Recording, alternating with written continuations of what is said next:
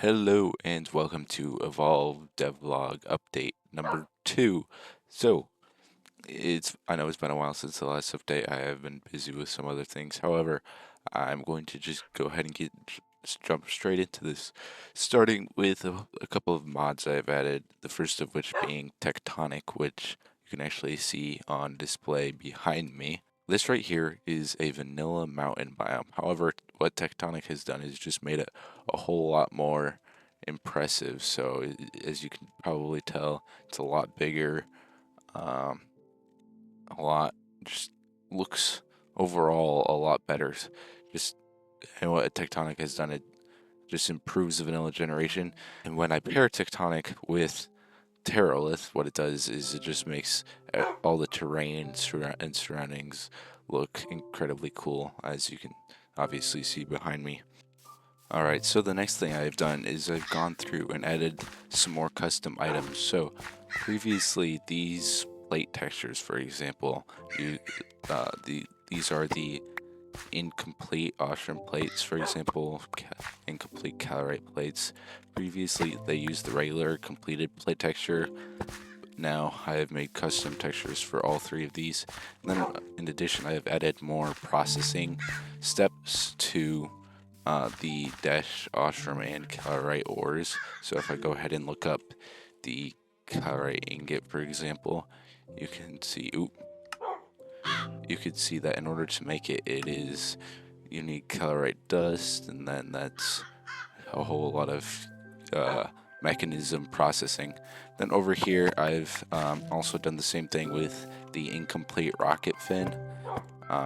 As I have added a recipe for the rocket fin, which is a sequence assembly, makes everything a little bit more complicated, a little bit more integrated, since I want all the mods to be as integrated as possible. And speaking of integration, I have also gone through and updated several refined storage and applied energistics recipes. So if I go ahead and look up the crafting grid from refined storage, you can see it now requires dash blocks from Ad Astra, along with ultimate control circuits, mechanical crafters, a grid, and it's also obviously in a mechanical crafter, which means it's more integrated with Mechanism, with integrated with Mechanism, Create, and Ad Astra. And in addition, I have also gone ahead and refined. If I go ahead and look this up, you can see that these now, you can no longer craft them, you need to deploy them. And these also have recipes which you have to go through all the way up to if I keep going through,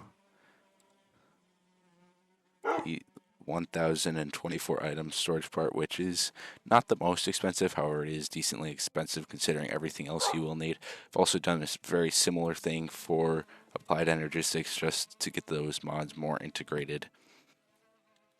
And overall, the goal is to have everything integrated as much as possible, as I have discussed before. So if I look up, for example, building gadgets, these are integrated. I want like mining gadgets are also integrated. So as time goes on, I am getting closer and closer to that end goal of having everything combined together into a very cohesive pack. And however, one of the main stopping points right now, I have done a lot of recipe work, as you'll see right now. However, one of the main blocking points is Feed the Beast, is the quest line, as these are just incredibly tedious to make. I have gotten the first 6 chapters relatively done, as you can see here. However, I do want other stuff, like as you can see, the end quests are not complete, and then going to the moon is only the very beginning of Ad Astra, which is something that I will be expanding on in the near future. In addition, I also have added resource packs. So if I go ahead and look up for example, at sophisticated backpacks, I have added a resource pack, which just integrates these, as you can see in my hand.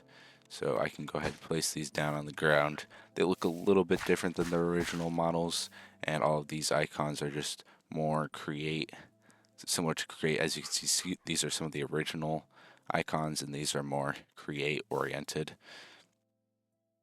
And that's one of the goals, just making everything, like I said, as much of a cohesive pack as I can manage. So now for the overall pack update status, I have written probably almost 1,700 lines of code, close to 2,000, and I am continually working on it. Quests are probably about 60 to 75% complete, so I am hoping to have this pack out within the next month or two.